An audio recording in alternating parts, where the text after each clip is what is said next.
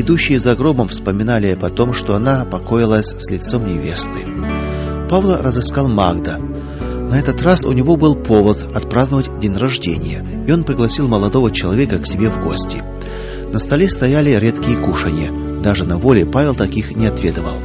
Среди гостей были Евгений и Хаим Михайлович. Прислуживали смазливенькая девушка из заключенных, не старше 19 лет. На вопрос Павла, откуда такие яства, Магда кратко ответил: от зарубежных братьев. Хаим добыл бутылку дорогого вина, разлил всем по стаканам и предложил выпить поскорее, покуда начальство не нагрянуло. Владыкин возразил: не лучше ли вначале помолиться? К тому же я не пью. Нехотя подчинились, встали. Павел прочел молитву. Раз у нас освободился один стакан, я приглашу к столу девушку, предложил Евгений. И с этим я не соглашаюсь, стоял на своем Павел. Это ни к чему, так как девушка к этому обеду не имеет отношения. Магда смущенно хихикал. Вино выпили. Спустя некоторое время у всех развязались языки. Павел с грустью наблюдал за ними. Хаим спросил: Павел, а ты о себе можешь рассказать? Как нам стало известно от Магды, ты из духовных лиц, едва ли не священник. Таких людей, как ты, мало. Мы это видим и по твоему поведению за столом. Но ведь и Магда священник, и, пожалуй, будет пообразованнее тебя. Мы его уважаем. Он прекрасно развит, не чуждается общества, знает священную историю и мирские науки. Он молится, но и с удовольствием выпивает с нами рюмочку вина. Как священник вызывает к себе благоговение, но и как обаятельный мужчина очаровывает дам. Как никто из нас он умеет вальсировать, и тут мы просто сгораем от зависти. Ты же человек иного склада. Мы видим, что ты страдаешь за веру, и ты располагаешь к себе прямотой, строгостью, правдивостью. Но ты не обаятелен. Мы же, как люди грешные, и рюмку пропускаем, и за юбочкой гоняемся. Поэтому нам ближе Магда. Он и про Спасителя напомнит, и рюмочкой чокнется. Вот это наш священник. Ты же чужой. Рюмку не взял, девушку за стол не пустил. Почему? Хаим Михайлович, как грешники все разные, так и священники все разные. Есть грешник, который сознает свой грех, но любит его и находит в нем удовольствие. А есть грешник, который погибает от греха. Если первый нуждается в таком священнике, который сослужит ему красивую литургию, то второй ищет священника, который привел бы его к спасению. Больной, умирающей женщине нужен врач, а не любовник. Утопающему нужен спаситель, а не танцор. Погибающему грешнику нужен слуга Христов, а не обаятельный кавалер в рясе. Вспомните, израненному путнику нужен был не надменный священник с левитом, а милосердный самарянин. Вот отсюда делайте вывод: выпить ли мне с Магдой рюмочку или нет. Это дело нашей христианской чести перед Богом. Судить же нас, какие мы священники, это дело самого Бога. После такого заявления беседа за столом свернулась. Гости быстренько разошлись. Павел остался наедине с Магдою. Рад увидеть тебя, братец, заявил Магда, но не рад твоему свидетельству при друзьях. И я рад видеть тебя, ответствовал Павел, но не рад тому, что говорят о тебе твои друзья. Да ты не подумай, что я таскаюсь по бабам, да ищу повода выпить рюмочку, с досадой поморщился Магда. Правда, не стану скрывать, был у Хаима в гостях. Нашлись там и дамы. Плоть почувствовала волю и соблазн, и я развлекся. Повеселиться захотелось, забыться от этого ужаса. Конечно, греха не было, но и святого не было. А вот то, что ты сказал сегодня о грешнике и священнике, признаюсь, братец, попал не в бровь, а в глаз. Нет мне оправдания. Да я ведь, сказать откровенно, никогда и не задумывался о действительном назначении священника. Скажу как перед Богом, твои слова пристыдили меня. Что же будет перед судом Всевышнего? По твоим словам, ты 14 лет провел в монастырских стенах и считаешь, что то была школа Божья. На людском суде ты устоял перед прокурором и судьёю, да и теперь не стыдишься своей рясы и насмешек от мира. Как же ты за этот вечер в кругу уважающих тебя людей ни разу не устыдился, не сохранил честь священства, прикладываясь к рюмочке? Еще и девушку хотел за стол усадить, а ведь это соблазн. Вот где твой настоящий экзамен на священника, а ты его-то и не сдал. Такова цена твоего действительного священства. Магда сидел, опустив голову. Павел дал ему время подумать. Благодарю тебя, Павел, тебя и Бога благодарю, что открыли мне, какой я грешник, великий грешник. Здесь, в месте великого человеческого горя, на самом дне человеческого падения, я не оказался на высоте своего положения. Дьявол поманил меня прелестями этого мира, рюмочкой вина, соблазнами чужих жен. Вот я и поклонился ему. Пал. А что прикажешь делать? Вот вернусь, исповедуюсь перед владыкою, может, снимет с меня грех, восстановит в сане. Нет, брат мой. Коль ты признал свою несостоятельность, признал, что школа твоя монастырская и священство твое построено на песке, весь ты как облинялая ряса твоя. Ты в себя углубись, сколь не грешишь, а все тебя тянет к кельям да владыки. А он не грешен? Да поди точно так же, как и ты, и священство его по человеческому чину. Тебе надо на школу эту отвергнуть. Вспомни, что говорил фарисеям Христос, которые были так привязаны к храму Соломона. «Все оставляется ваш дом вам пуст». А ведь недавно он, изгоняя торговцев из храма, назвал его «дом мой». Пуст дом этот, потому что вы изгнали из него Христа, изгнали своим уставом, своим священством, потому и назвал его Христос «дом ваш», а не «дом мой». Пуст он, потому что его оставил Христос. Нет, брат мой, коль хочешь быть священником Бога живого, отвернись от всего пустого, лицемерного, покайся, пока Бог близок, и начни все сначала. Начни здесь, в той академии, куда тебя привел Иисус. Начни с 1 класса. Блаженные нищие духом, ибо их есть Царство Божие. А ты побежал по гнилым ступенькам сразу наверх. Ступенька провалилась, а с нею и ты упал. Нечем мне возразить тебе, Павел, ты прав. Буду молиться за тебя Богу, как за ангела моего. Недостоин я звания священника. Ну, знаешь, недостает мне сил отречься от иерархии, так как я плоть от этой плоти и кость от ее кости. Буду нести крест до конца. Может, Бог помилует меня. Тяжко, брат.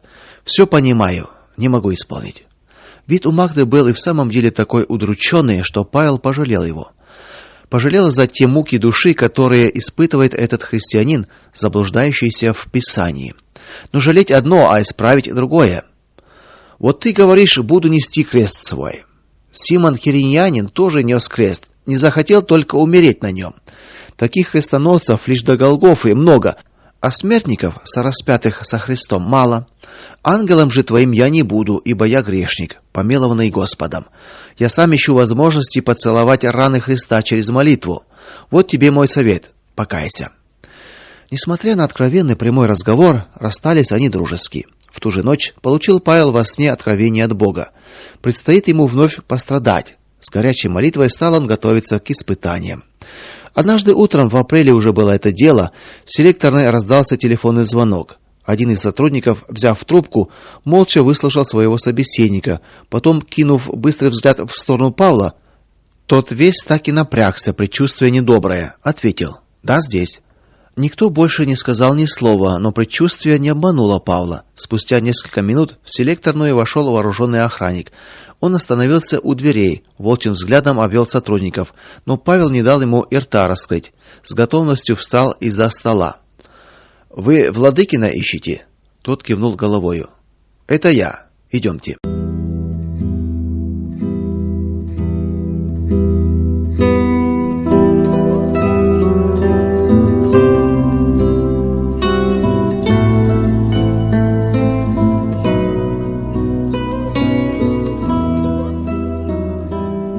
Снова третий отдел. Молча посмотрели на Павла, молча оформили документы, молча запечатали в пакет, молча вручили его охраннику. Павел безучастно сидел в углу на табуретке. Лишь мельком отметил цвет пакета, по нему догадался, что новый вызов не прихоть местных властей, а распоряжение Москвы. Также молча охранник привел его к зданию местной тюрьмы. С горечью предчувствуя неизведанные ужасы, Павел оглянулся на поселок, виднеющийся снизу, на бараки фаланги. Все ж, как ни крути, там еще можно было терпеть, а что предстоит впереди, страшно подумать. Звякнули ключи. Прошли мимо вахты, ввели в комнату. Здесь охранник сдал пакет. Принимавший документы мельком взглянул на Павла, жестом приказал открыть чемодан для обыска. Сердце у Павла сжалось. Евангелие уж наверняка отберут. Охранник что-то говорил вполголоса, тыча пальцем в какие-то строчки сопроводительного документа. Принимавший угукал: «Угу». Наконец, изучив все как следует, обратился к узнику. Знаешь, парень, чтоб не возиться с обыском, возьми самое необходимое: кружку, ложку, остальное оставь в коридоре. Надо ли говорить, что Павел счел самым необходимым? Привели в камеру, просторную и безлюдную. Как только за ним щелкнула задвижка, Павел опустился на колени, прижимая Евангелие к груди, поблагодарил Господа, затем взобрался на нары и уснул. Разбудили его клопы. С ужасом вскочил Павел со своего лежбища. Кишащая масса насекомых облепила рубаху, штаны, забрались за ворот.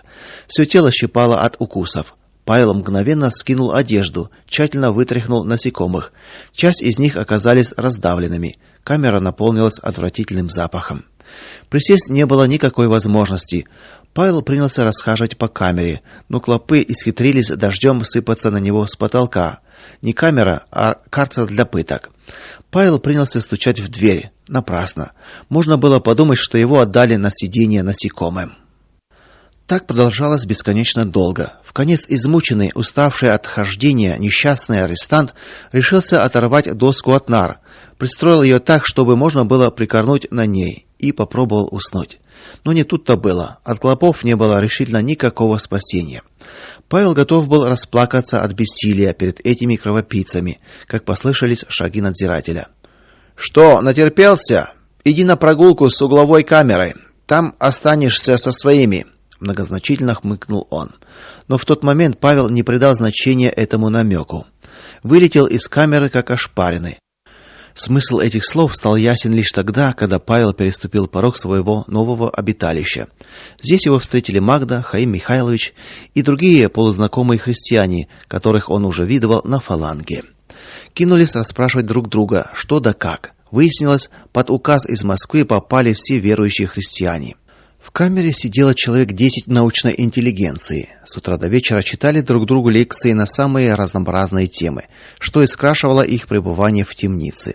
Павел продолжал свои беседы с Магдой, к ним прислушивались. Постепенно возникали общие точки зрения, кто-то даже пошутил. В таком сообществе они охотно провели бы все дни до окончания срока. Напрасны были их чаяния, лукавый не дремал.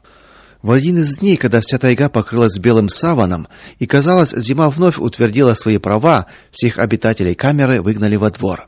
Новый этап, на этот раз в штрафную зону, одно название которое вызывало содрогание. Магду и Павла отделили от остальных, сунули в колонну с самыми отъявленными негодяями и погнали на железнодорожную станцию. Там их ожидало лагерное начальство во главе со старшим опером Лазней. «Ну что, дожились?» — грубо спросил он. «Не терпится в зону?» «По вашим молитвам, начальник», — дерзко отозвался один из воров. «Просьбы есть?» «Одно желание», — отвечал тот же голос, — «чтобы скорее увидеть тебя в гробу, начальник». Колонна заключенных загоготала. Лазня, до того свирепо взиравший на своих подопечных, вдруг заулыбался и, не говоря ни слова, вместе со своей командой направился к бане. Здесь всех пересчитали, помылись, выгнали наружу и снова пересчитали. Вдруг поднялся переполох. Счет не сходился. Один арестант исчез. Как? Когда? Конвой с собаками кинулся обратно, вернулся. Беглеца не нашли, как в воду канул. Лишь спустя много дней Магда рассказывал Павлу, что в то время, как воры дерзили Лазне, кто-то обнаружил под ногами яму. Сообразили быстро. Самый отчаянный лег в яму. Его закидали снегом и затоптали это место. Павел поразился отчаянной смелости варья. При посадке в вагоны воры умудрились спереть чемодан Павла. Он кинулся искать. Подбросили опустошенный. Но, о радость, Евангелие оказалось на месте. Как уж Павел благодарил Бога, что святая книга сохранилась и на этот раз. Об остальных вещах он не горевал. На станции Есауловка размещалась штрафная фаланга. Какое-то страшное предчувствие охватило душу Павла при виде сумрачных приземистых бараков, в которых отныне предстояло провести ему неозначенное время. Он обратил внимание на вышки, на каждой маячила фигура охранника. Стены бараков оказались в крови. Павлу рассказали, что недавно тут произошла стычка между ворами в законе и теми ворами, которые изменили своему товариществу и получили собачьи клички. В поножовщине погибли несколько изменников, окровавленные тела их выкинули за ограду зоны. Сюда же поместили провинившегося телефониста, бывшего в свое время при опере. Его тут же зарубили, труп спрятали под полом, и лишь невыносимый трупный запах выдал преступление. Даже начальство остерегалось этой бесчеловечной банды. И только цыган из заключенных, взявший на себя роль посредника между зоной и прорабами, сновал челноком туда и сюда. Пищу оставляли на вахте. Заключенные повара готовили из нее баланду, но лучшее тут же отбирали воры. Такие языки, как Павел, Магда и им подобные, питались отбросами. От недоедания люди валились замертво. На работу ходили немногие. Воры по своим уставам лудорничали и заставляли других отрабатывать норму. Кроме того, немыслимыми путями эти подонки ухитрялись проникнуть за пределы зоны и грабить проходящие поезда. Добычу делили между собой, что опять-таки улучшало жизнь этой части заключенных. Тут на зону прибыл один из заместителей начальника управления с твердым намерением навести порядок. Поначалу он вступил в переговоры с законниками через узкую щель у вахты. Переговоры сразу же приняли угрожающие тона. Охранник же зазевался, и быстро вскочив на плечи своему товарищу, один из воров метнул в заместителя топор. Тот бездыханный повалился наземь. Мгновенно вызвали воинскую часть. Зону окружили, под выстрелами всех уложили лицом к низу. Выявили зачинщиков, скрутили и увезли на скалы, место, страшнее которого нельзя было и вообразить. Вот в какое окружение попали наши узники. Ради безопасности решили спать по очереди. Павел первым вызвался дежурить. Как только барак забылся сном, он встал на колени и горячо помолился. Поднимаясь с колен, почувствовал чей-то взгляд. Оглянулся. Из-за приоткрытой дверцы воровского отделения за ним наблюдал чей-то внимательный глаз. До самого рассвета встревоженный Павел не сомкнул глаз. А утром, перед тем, как идти на работу, к нему развинченной походкой подошел один из обитателей того самого воровского отделения. Без всяких обиняков он поинтересовался, что это за люди эти новенькие. Павел чистосердечно рассказал ему о себе и Магде. Вор коротко подытожил: "Ага, ну жди тут". Он куда-то исчез, по всей вероятности, держать совет. Появившись минут через 5, заявил: "Вот что, ты со своим товарищем можешь быть абсолютно спокоен. На работу вам ходить нет нужды. Пайку свою получите. На кухне ешьте досыта. Если есть деньги, не прячьте, в ларьке покупайте, что хотите". Павел поразился такому благорасположению этих погибших человекоубийц, но еще более изумился мелькнувшим в сознании библейским текстом: "Имя Господа крепкая башня, убегает в нее праведник и безопасен". Павел кратко поблагодарил незнакомца и поспешил к умывальнику, чтобы смыть холодной водой набежавшие слезы. Вместе с Магдой поблагодарили Бога в живой чистосердечной молитве. "Наверное, за все 14 лет пребывания в монастыре ты ни разу так сладко не молился, брат мой. Да и милости Божьей ты не ценил тогда так, как сейчас, когда получил ее из рук грабителей". "Ты правильно заметил", тихо отвечал Магда. "Выходит, воры научат молиться живому Богу, хоть сами и не молятся", завершил Павел. Несмотря на данное разрешение не ходить на работу, Павел со своим товарищем захотели побыть на природе и направились на разводку. И не прогадали. Когда взамен унылых барачных стен перед ними открылись свежие лесные проталины, когда блатная речь сменилась веселым журчанием ручейков, сердце у них запрыгало от радости. Нежный весенний ветер приятно освежал лицо. Тот самый незнакомец из Варя принес к вечеру 2 постели и снова успокоил их, предложив спать спокойно и не устраивать дежурства.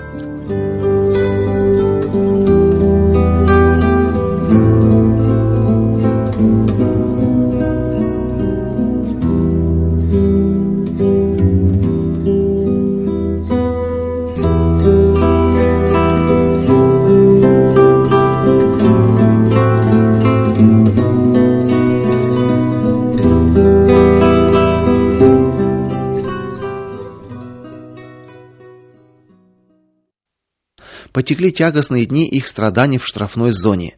На какое-то время Павла сняли с общих работ для выполнения небольших заданий по топографии. На несколько недель у него вышла передышка. Ходил без конвоя, навещая Магду на объекте. По вечерам читал ему Евангелие, что, впрочем, имело мало проку. Утрудившись, Магда обычно сразу же засыпал.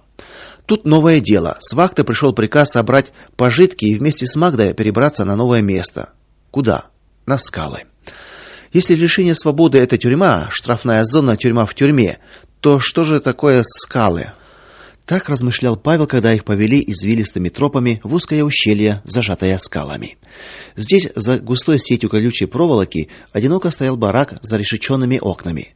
Ни малейшего звука не доносилось сюда, лишь виден был клочок неба, откуда на несколько минут в день заглядывало солнце. Остальное время здесь царил сумрак. Павла подвели к двери барака. «Тут твое место». Согнувшись, они переступили порог и были встречены неожиданно веселым возгласом. «Ого, и святых сюда подкинули!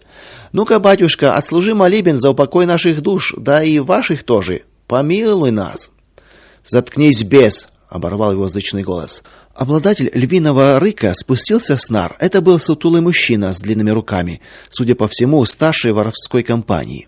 Он предложил новичкам место на нарах, спросил, в чем их вина. Долго с удивлением слушал повествование Павла о тех страданиях, которые он переносил за веру в Бога.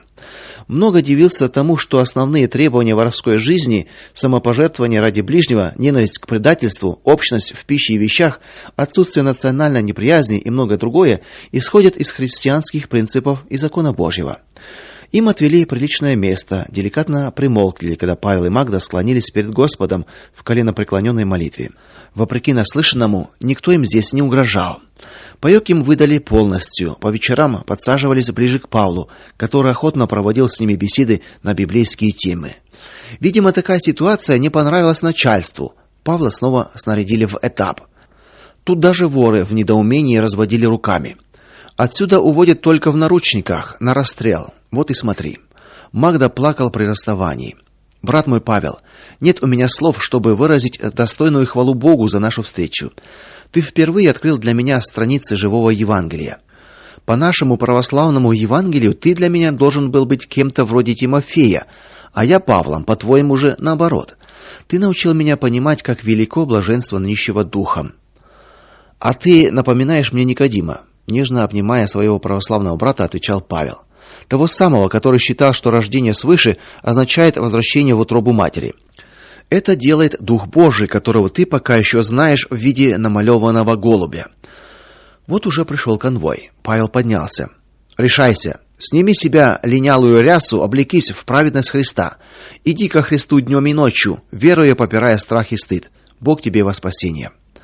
Сам того не подозревая, Павел навсегда прощался с Магдою. К рассвету Павла провезли на разъезд из Вестковы. Далее с группой повели по тайге вдоль полотна железной дороги. За ним тянулся целый обоз грабарок, нагруженных лопатами, мотыгами и запасами провианта. Примерно через час добрались до барака, стоящего среди тайги. К ним вышел начальник. Надувая щеки от важности, посверкивая маленькими глазками по сторонам, он выступил с целой речью. «Здорово, ребята!» Ребята хмуро взирали на нового истязателя. «Я ваш новый начальник фаланги, в которой располагалась когда-то венерическая колония». «Тихо, тихо. Теперь из них никто не остался. Больных увезли, осталось только название. Жить будете в этом бараке, больше негде. Места занимайте по желанию, всем хватит. Отныне тут ваша жизнь и работа. Валяйте». Валять никто не торопился. Даже оголтелые разбойники с опаской приоткрыли двери барака. Павел стоял между ними. Смело вошел он в барак, облюбовал наилучшее место, встал на колени и помолился. Со страхом и восхищением наблюдали за ним человека-убийцы. Когда Павел закончил молитву, он жестом пригласил войти остальных. Располагались живо. Нарезали хвои, расстелили по нарам, все еще не доверяя заразному бараку.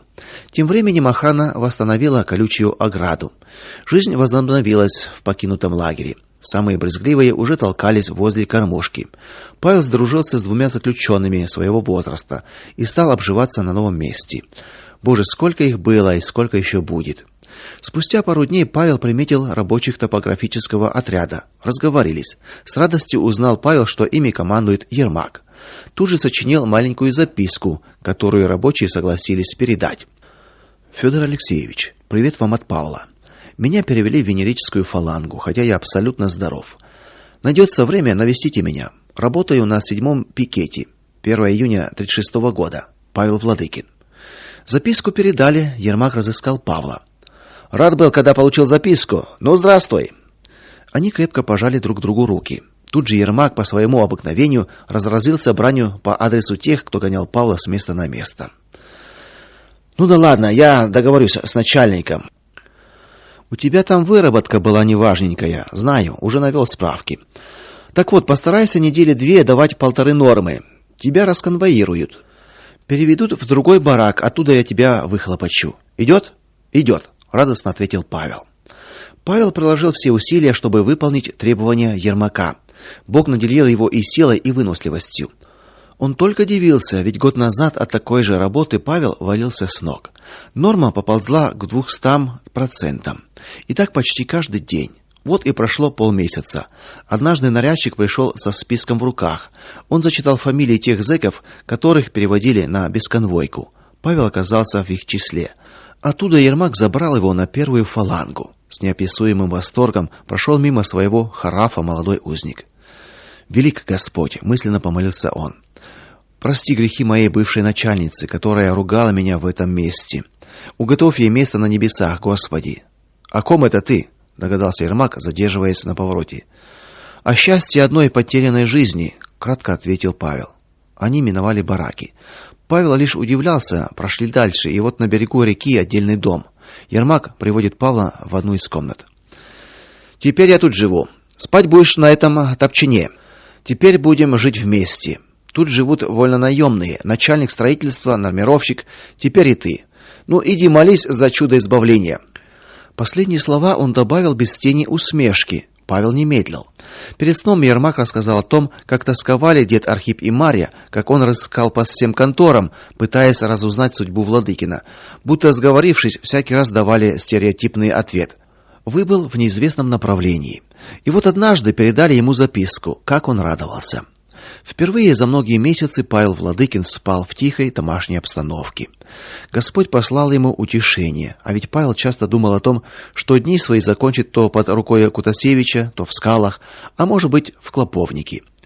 Видимо, так думали и враги его, но Бог могущественной десницей разрушил их планы и повел Владыкина по своей стезе.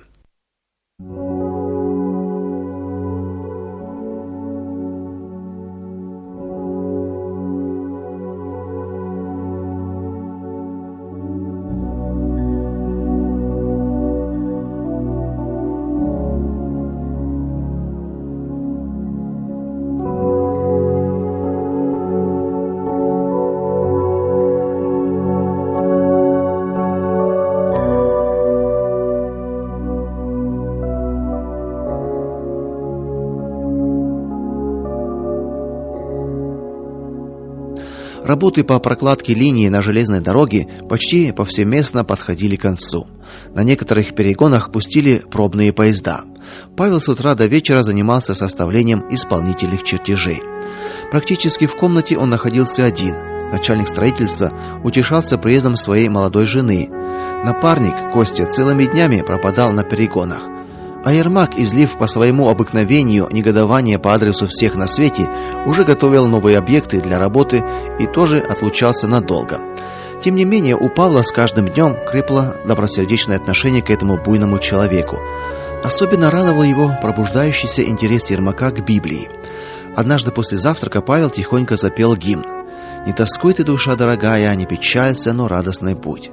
И вдруг Ермак подхватил мелодию чистым задушевным тенором: «Жизнь, поверь мне, настанет другая, любит нас Господь, не забудь». И нежно взирая друг на друга в полный голос, оба подхватили слова: «В мире волны бушуют, как море, ветер страшно и грозно шумит. Но взгляни, как с любовью во взоре на тебя твой Спаситель глядит».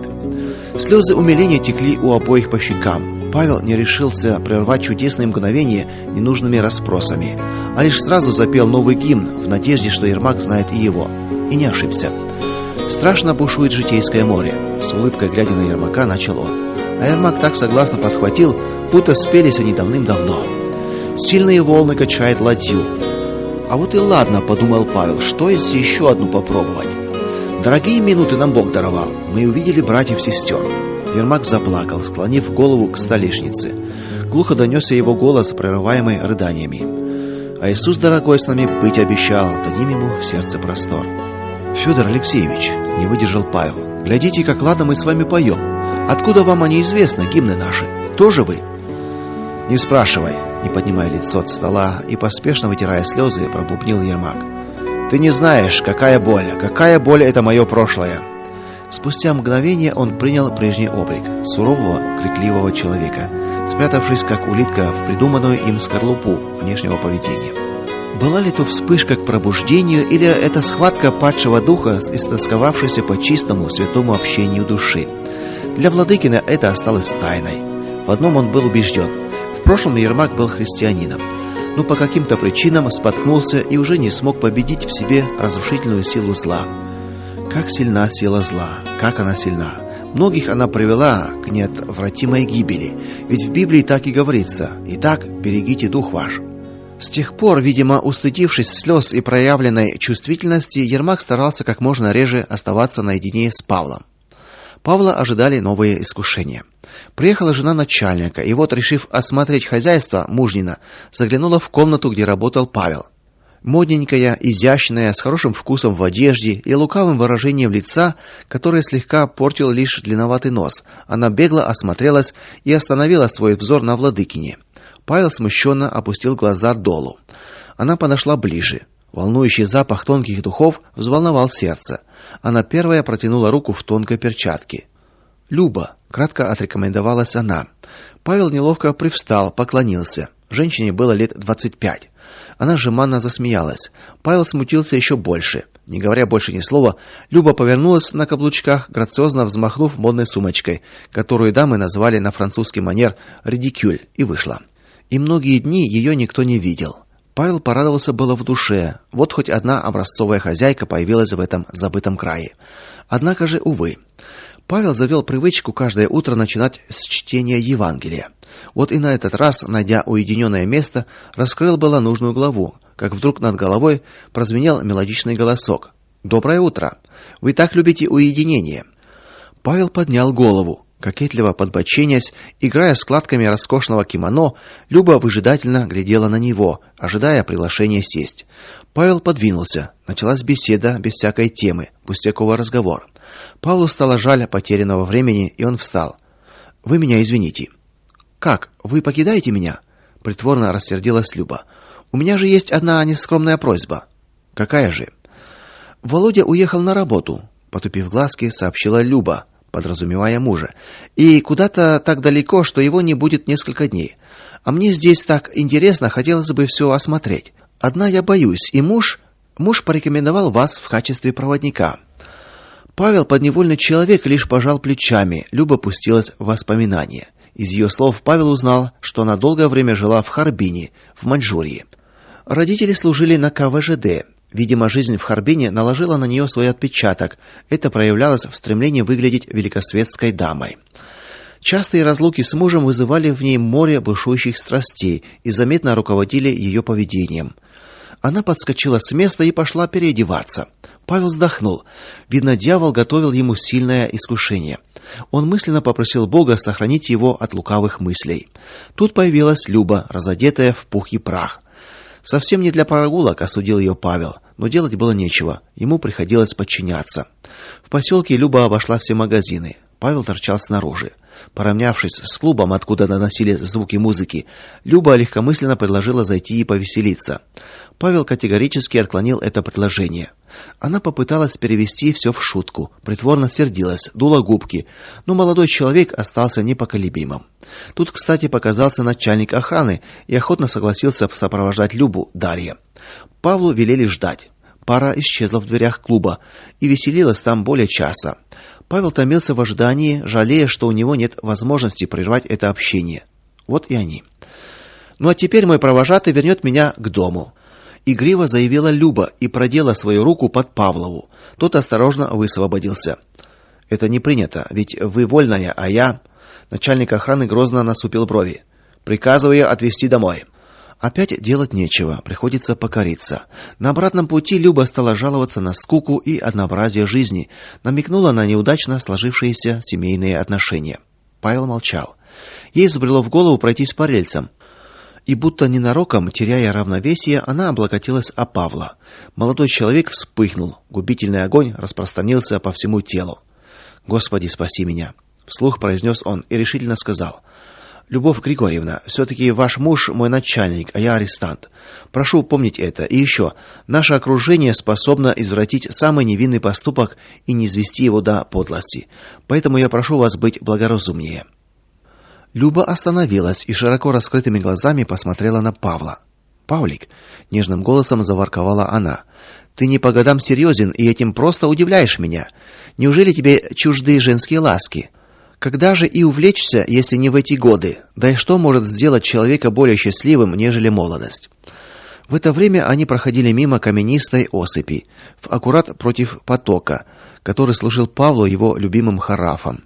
Он взглянул на светлые струи и, воспрявший духом, ответил так: вынужден сказать вам со всей решимостью, что я нищий материально, как арестант, но я не нищий духом. Зачем я буду пользоваться жалкими крохами с чужого стола и предаваться любострастию с тою, которая принадлежит другому? Я верю, что у моего Господа назначено время, когда я буду сидеть за столом на благословенном пиру и наслаждаться чистой любовью. Вот это да, не веря себе, протянула Люба. Такого я еще никогда не слыхала. Домой пришли молча. Люба закрылась у себя и несколько дней не показывалась. Воскресный день Павел провел в посте и молитве, собирал ягоды, благодарил Бога, что по его милости он сохранил свою чистоту. Вечером угостил ягодами невального дядю Ваню, и только они принялись за еду, вошла Люба. Она с вызовом посмотрела на Павла, взяла несколько ягод, попробовала, скривилась, будто ей кисло, швырнула их в миску и вышла. В эту минуту Павлу бы посоветоваться с кем-то из более опытных друзей, которые научили бы его умению противостоять женским чарам. Для этой роли лучше всего подошел бы Ермак. Но он сам увлекся какой-то еврейкой, и по управлению распространилась новость о его женитьбе. Вот те раз, с обидой подумал Павел. А я так рассчитывал. К вечеру у него поднялась температура, начались рези в животе. Конечно, это от ягод, решил он, тут же вспомнив кислую физиономию Любы. Видать, не случайно она выплюнула ягоду. В то время свирепствовала дизентерия, и заключенных одного за другим свозили в санчасть. Видимо, пришла пора и Павлу поваляться на больничной койке. Посоветовавшись с дядей Ваней, решили болезнь утаить, лечиться подсобными средствами. Всю ночь Павел провел в молитве. Утром в дверь постучали. Павел, что с тобой? На лице у Любы нескрываемая и неподдельная тревога. Мне сказали, ты заболел. Не скрывай, может, у тебя дизентерия? О да, у тебя же температура. Несомненно, это дизентерия. Нужно срочно вызвать врача. Она направилась к двери. Павел остановил ее. Любовь Григорьевна, прошу вас, не говорите никому о моей болезни. Приход врача для заключенного равносилен смерти.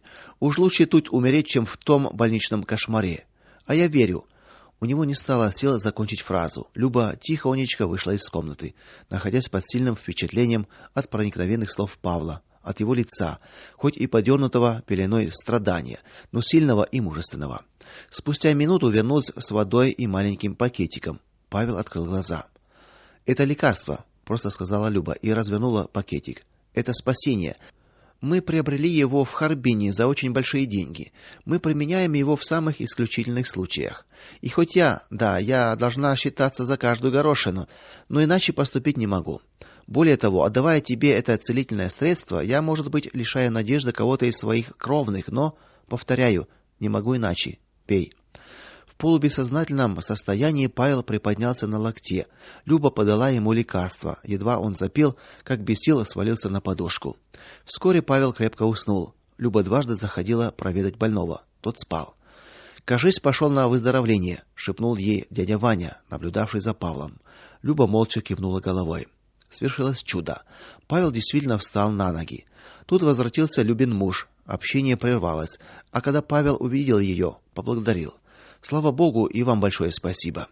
Примчался встревоженный Ермак, но Павел не стал огорчать его рассказами о своей болезни, отделался общими словами. К тому же топограф и сам выглядел чрезвычайно озабоченным. Павел догадался, что тут все дело в предстоящей женитьбе Ермака. Он и не скрывался. Да, к 45 годам решил обзавестись семьей. Встретил скромную, серьезную женщину из управления, еврейку, в прошлом незамужнюю. Грядущие хлопоты вынудили Ермака часто отлучаться из поселка, и вот тут-то и случилось несчастье. Об этом Ермак сообщил в записке, которую передали Павлу. Сообщаю тебе неприятную новость. Возвращался в поселок и спрыгнул с поезда на ходу. Повредил ногу. Свезли в больницу. Всю работу и отчетность вручаю тебе. Используй все мои продукты. Вернусь не ранее, как через месяц. Будь здоров. Уважающий тебя Ермак. Через несколько дней пришло официальное подтверждение на производство Владыкиным нужных работ. Ему открыли свободное передвижение по всей 100-километровой зоне. Между тем Люба продолжала заходить к Павлу. Они часто беседовали на самые отвлеченные темы и понемногу стали забываться назойливые приглашения, ухаживания и искушения. Павел втайне радовался такому повороту, ибо для его чистой души и искреннего сердца предпочтительнее было бы сохранять дистанцию. Да не тут-то было. Как-то дядя Ваня, лукаво улыбаясь, попросил Павла зайти к Любе проведать. Дескать, хворает. Без всякой опаски Павел устремился на половину дома начальника управления и лишь взявшись за ручку двери, неожиданно смекнул: да как же это так? Сюда я не заходил даже при муже, тем более неприлично делать это сейчас, когда кроме них никого в доме нету. Да и так ли уж больна Люба, небось с утра я видел ее вполне здоровой. Тут что-то не так, надо поостеречься. Он отошел от двери, хотя в голове роились уже и другие мысли. Да как же это я так? Человек болен, разве я не так же внезапно свалился? Она же не погнушалась выходить меня, заключенного. А вдруг от меня заразилась? Но нет ли тут коварного замысла? Надо помолиться и идти. Не к лицу оставлять человека в страдании. Во время молитвы припомнились слова Христа: «Молитесь же так, и не веди нас во искушение, но избави от лукавого». Любовь Григорьевна и в самом деле читала лежа. Видом она не напоминала больную. Жестом она указала на место рядом с собой. «Что с вами?» — хлопотал вокруг нее Павел, придвигая стул, разглядывая пузырьки с лекарствами. Ни один из них не был распечатан. «Может, позвонить мужу или врача вызвать?» Любовь Григорьевна с усмешкой наблюдала за Павлом. В комнате воцарилась напряженная тишина. Ну чем не картина с Иосифом, когда он очутился во дворце наедине с женой Потифара? Нет, лукавые женщины то и знают, что на каждом углу строят ловушку. Какой ты глупенький, Павел, тихо заговорила женщина. Я тебе, можно сказать, жизнь спасла, а ты боишься подойти поближе. Если бы я знал, что за вашу пилюлю мне придется заплатить такую цену, я отказался бы без колебания. Я не боюсь подойти к вам, хотя кроме мужа никто и не имеет права переступить порог вашей спальни. И не вас я боюсь, я Бога боюсь. И не вы спасали мою жизнь, Иисус ее спас. Вы же наоборот ищете повода погубить меня и собой не дорожите. Если вы не остановитесь в своих прихотях, я вынужден буду для вашего же спасения предупредить о том мужа. Опомнитесь, вы ищете моей любви, а ведь это грех. Да запретит вам Господь. При последних словах Любовь Григорьевна с досадой отшвырнула книгу в сторону и, зарыдав, бросилась на подушки. Павел стремительно покинул комнату. Господи, тебе могущему соблюсти меня от падения, единому премудрому Богу, Спасителю нашему через Иисуса Христа, Господа нашего, тебе слава и величие, сила и власть во веки веков. Аминь. Только ты спасаешь меня от этой вечной погибели. Сердцеведец мой, ты видишь, как дьявол ищет погибели души моей, и знаешь, что я совершенно не повинен в коварстве этой несчастной женщины. Помилуй меня и спаси в дальнейших путях. В сердце Павла воцарилось спокойствие. Противопоставьте ему, дьяволу, твердую веру, и убежит от вас. Через несколько дней Любовь Григорьевна засобиралась с мужем в город. Прощались сухо. Павел лишь облегченно вздохнул, когда повозка скрылась за переездом. Уже глубокой осенью Павел по делам заглянул в управление. Давний приятель его, Сережа, передал просьбу Любови Григорьевны навестить их с мужем. Не без труда разыскав нужный дом, Павел поднялся на крылечко. Открыла Любовь Григорьевна. Видно было, как она была рада. Ах, Павел, если б ты знал, как мы тут скучаем. Проходи в комнату. Знакомься, это близкий друг моего мужа. С другой стороны в комнату вошел смущенный и растерянный Мацкин. Да что ж нам знакомиться, преодолевая неловкость, сказал он. Это же работник моего отдела. Павла усадили за стол, как самого дорогого гостя. Конечно, со стороны хозяйки внимание было чрезмерным. Подчивали и угощали обильно. Павел приметил 2 недопитые рюмки и сообразил, что посещение его весьма некстати. Отступать же было поздно. Тут и Мацкин заторопился. Вскоре Любовь Григорьевна и Павел остались вдвоем. Ты хорошо знаешь Мацкина? Нет, ты не подумай ничего дурного. Любовь Григорьевна, да что и говорить о нем. Это же законченный развратник. А вот о вас думаю с болью в душе. Не безумствуйте. У вас еще жизнь впереди, а вы о ней и не думаете. На моих глазах кончила жизнь жена Мацкина. Это он вынудил ее броситься под колеса поезда. И кто знает, не вы ли следующая жертва этого распутника. Любовь Григорьевна густо покраснела, сделала неловкое движение и опрокинула тарелку. Справившись с учиненным беспорядком, вскинула на Павла глаза, полные слез. Как счастлив ты, Павлик. Помнишь, как ты сказал: "Зачем подбирать крохи с чужого стола?" За этими словами виделся господин в будущем, а мне уже нынче приходится подбирать эти жалкие крохи со стола любострастия. Но что делать? Подняться я не в силах. Муж мой любит меня, а я... Только Христос поможет тебе освободиться от этого рабства, воскликнул Павел. Только он. Вот тебе мой совет. Крепко закрой двери сердца твоего от друзей в кавычках. Проси прощения у мужа, потом у Господа, и Бог поднимет тебя. Иначе погибнешь. Я сделаю по твоему совету, твердо заявила Любовь Григорьевна. Больше Павел ничего не знал об этой чете. Правда, как-то раз Мацкин, столкнувшись в коридоре управления с Павлом, спросил у него: "Владыкин, что там у вас произошло после моего ухода? Любовь Григорьевну просто не узнать, стала такой домоседкой". "Слава Богу, Николай Алексеевич, что она не стала очередной вашей жертвой, не уподобилась вашей жене". Мацкин ничего не сказал в ответ, но с тех пор сильно возненавидел Владыкина.